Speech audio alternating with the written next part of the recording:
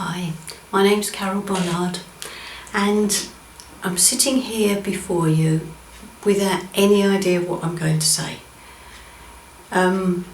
It's a bit foolhardy, I suppose, but I prefer to do that because I've noticed that when I don't know what I'm going to say, when I go into a situation unprepared, if you like, there seems to be some sort of natural ability that comes to the fore that all the planning can never seem to connect with.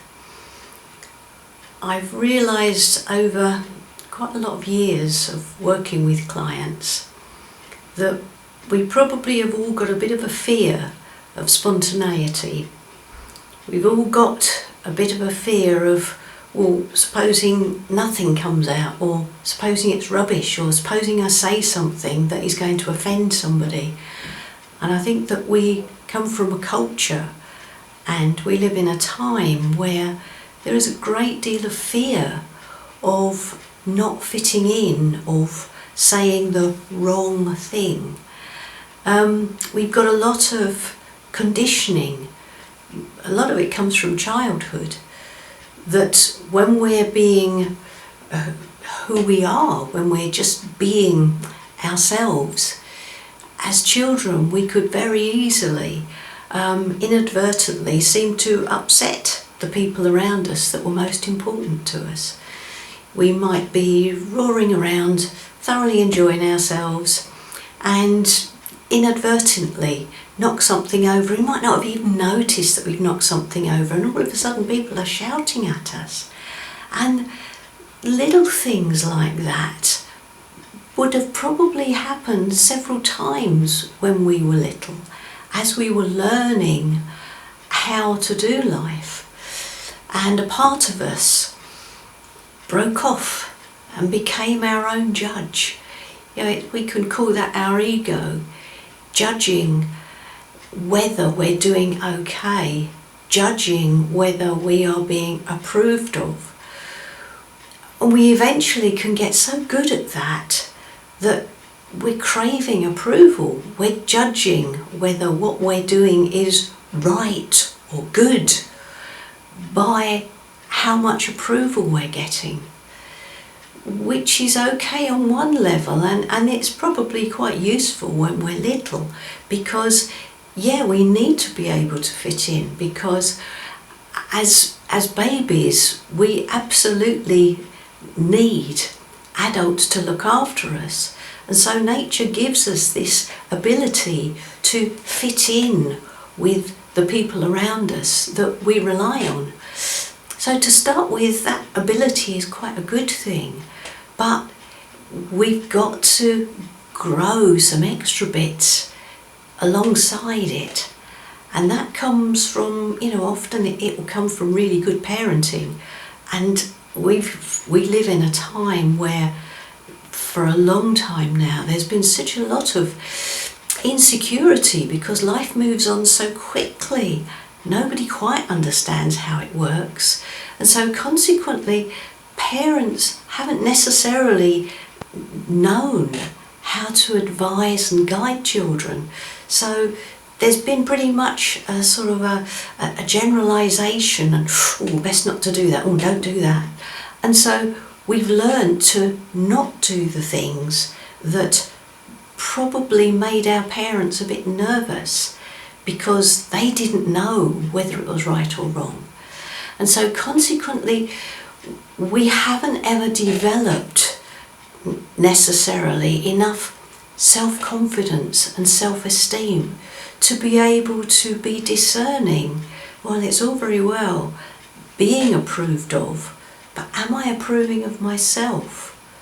Does this thing make me happy? And our own happiness and fulfillment actually is essential for everybody else's happiness and fulfillment, for the world's happiness and fulfillment. That sounds like a big thing, but you can't give what you haven't got. We're running on empty.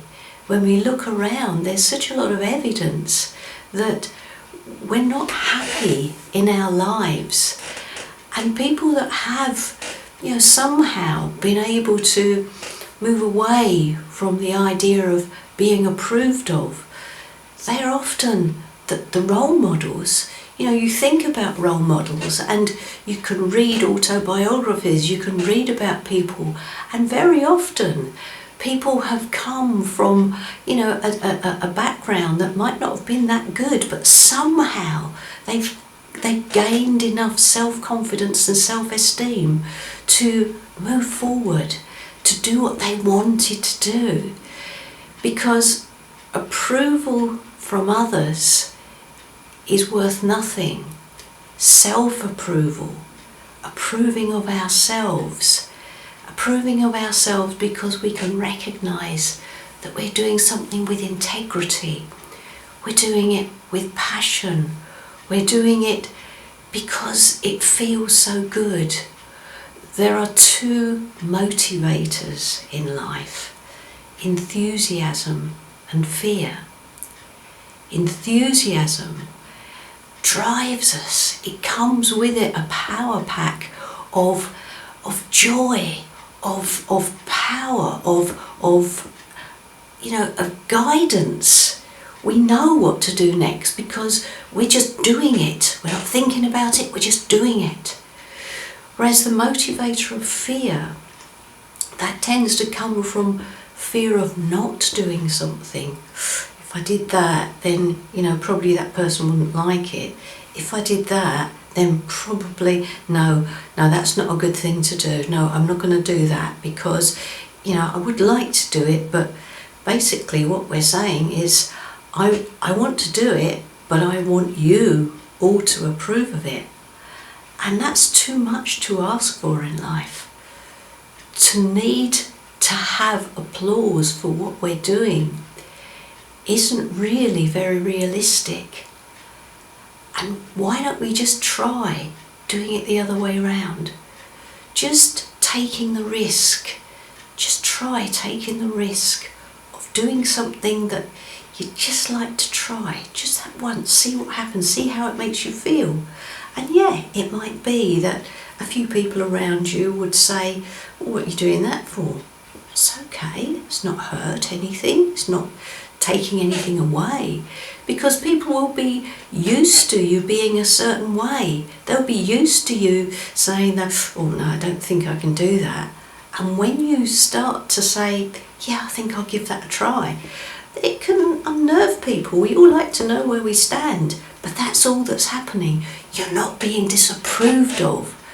You're being investigated a little bit. I wonder, that's interesting. And it might feel a bit strange to start with, but that's how you can become a role model.